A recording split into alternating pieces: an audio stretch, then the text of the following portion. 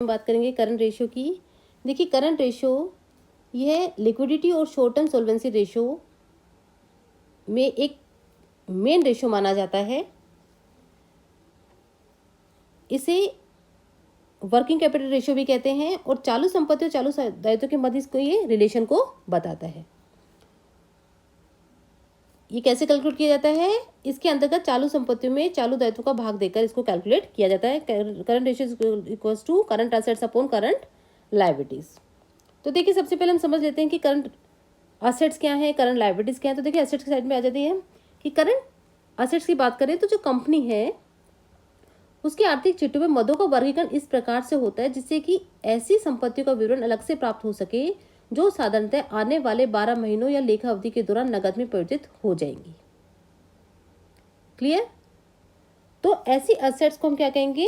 Current assets. या चालू संपत्तियों में वे सभी संपत्तियां सम्मिलित की जाती हैं जो व्यवसाय के अंतर्गत सामान्य परिस्थितियों में लगभग 1 वर्ष के भीतर नकदी में परिवर्तित हो जाती हैं। अब क्या क्या कौन कौन सी इसमें शामिल करते हैं देखिए। Cash in hand deposit in current account in bank, that is bank balance,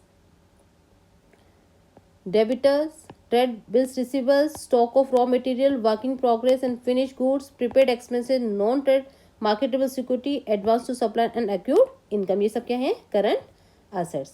अब हम आ जाते हैं करंट लायबिलिटीज की। तो करंट लायबिलिटीज ऐसे दायित्व जिनका भुगतान आने वाली लेखा अवधि या वर्ष के दौरान करना है, उन्हें क्या कहेंगे हम? Current liabilities. या करंट लायबिलिटीज में उन सभी दायित्वों को सम्मिलित किया जाता है जिनका भुगतान 1 वर्ष की अवधि में किया जाना होता है। क्लियर? और चालू दायित्वों का भुगतान चालू संपत्तियों से नए चालू दायित्वों को सिद्ध करके किया जाता है। अब देखिए करंट लायबिलिटीज में हम क्या क्या ऐड करते हैं। करंट लायबिलिटीज में creditor expenses, creditors, trade creditors, trade bills payable, advance received from customers, bank overdraft and cash credit, short-term loans, public deposit, dividend payable, tax payable, proposed dividend and provision for corporate tax and corporate dividend distribution tax. और matured long-term debt and shares if redeemable within next 12 months from the current balance sheet date are also included in current liabilities. Similarly, contingent liabilities are also included in current liabilities. तो इस तरह से इसको calculate किया जाता है current assets और current liabilities को। तो देखिए हम देखते हैं इसके सिग्निफिकेंस ऑफ करंट रेशियो की। करंट रेशियो का क्या सिग्निफिकेंस है? यह अनुपात चालू दायित्व और चालू संपत्ति के मध्य संबंध को बताते हैं, हम पहले बात कर चुके हैं। यह बताता है कि 1 रुपये के चालू दायित्व को चुकाने के लिए कितने रुपये के लिए हमें चालू संपत्तियों की आवश्यकता है। और करंट रेशियो की बात करें तो ये 2:1 एक सेटिस्फैक्ट्री माना जाता है। चालू दायित्व की तुलना में चालू संपत्ति के अधिक होने पर उच्च चालू अनुपात कहलाता है तथा इसके विरुद्ध निम्न चालू अनुपात होता है। इट मीन्स अगर यह अनुपात ऊंचा होता है, हायर लेवल पे होता है, तो हम यह मानते हैं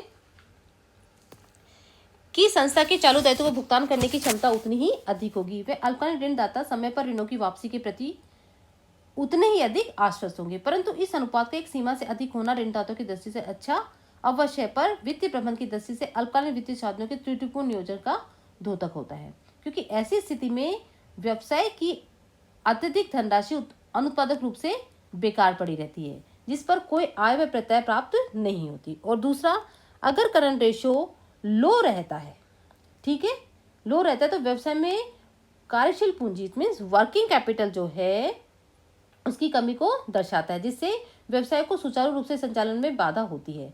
इस संबंध में अधिकतर जो बात करेंगे विद्वान हैं या लेखापाल हैं, उनके अकॉर्डिंग हम ये मानते हैं कि 2:1 का आदर्श अनुपात माना जाता है। क्यों? क्योंकि ये हमें इस बात पे आश्वस्त बताता है कि यदि वर्तमान में मूल्यों में अगर कोई गिरावट भी आ जाए तो अल्पकालीन ऋणों का समय पर भुगतान हो जाएगा। क्लियर? क्योंकि प्रत्येक व्यवसाय की निजी विशेषताएं होती हैं, पर उनकी कार्यदशा भी भिन्न भिन्न होती है। तो जो 2:1 का जो रेशियो है वो भी कोई प्रमाणित माप नहीं है। अतः व्यवसाय की प्रकृति, साख की अवधि आदि को ध्यान में रखते हुए भी इस रेशो को कैलकुलेट करना चाहिए। अब हम देखिए क्वेश्चन के माध्यम से इसको और अच्छे से समझ लेते हैं। हमारे सामने एक बैलेंस शीट दी हुई है, लायबिलिटीज और एसेट साइज हमें दी हुई है। तो इसे देखिए कैसे कैलकुलेट करना है करंट रेशो का, देख लीजिए आप लोग। देखिए सबसे पहले हम कैलकुलेट करेंगे करंट असेट्स। क्लियर? देखिए करंट असेट्स में क्या क्या कैलकुलेट होगा, क्या क्या शामिल होगा। स्टॉक प्लस जो बैलेंस शीट में दिया हुआ है, okay, debtors plus bills receivables plus bank plus cash. Clear? चलिए देख लिए कितना कितना दिया हुआ है। 2 lakh plus 95,000 plus 55,000 plus bank कितना दिया हुआ है, देखिए बैंक बैलेंस 1 लाख और कैश दिया हुआ हमें 50,000। क्लियर? ये कितना हो गया अमाउंट, ₹5 लाख। क्लियर?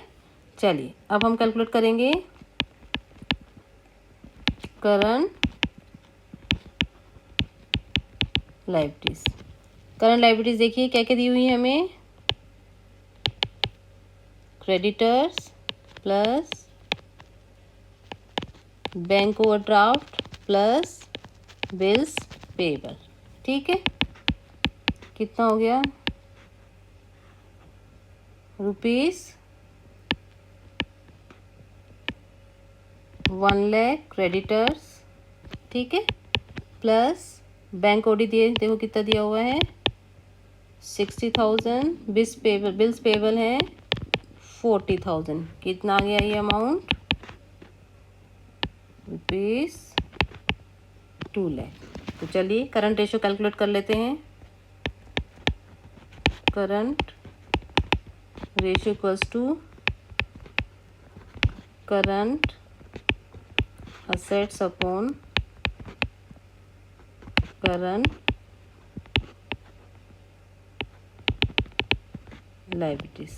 ठीक है, कितना आ गया देखिए अमाउंट, करंट असेट्स हमने कैलकुलेट की, करंट लायबिलिटीज कैलकुलेट की, तो ये हो गया ₹5 लाख डिवाइडेड बाय कितना निकला करंट लायबिलिटीज 2 लाख। कितना आ गया है 2.5:1। क्लियर?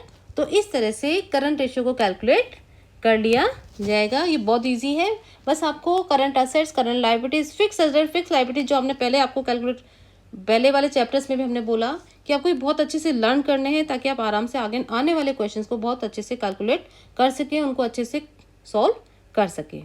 तो ये हमने देखा करंट रेशियो। अब आने वाले वीडियो में हम इसके आगे के रेशियो देखेंगे।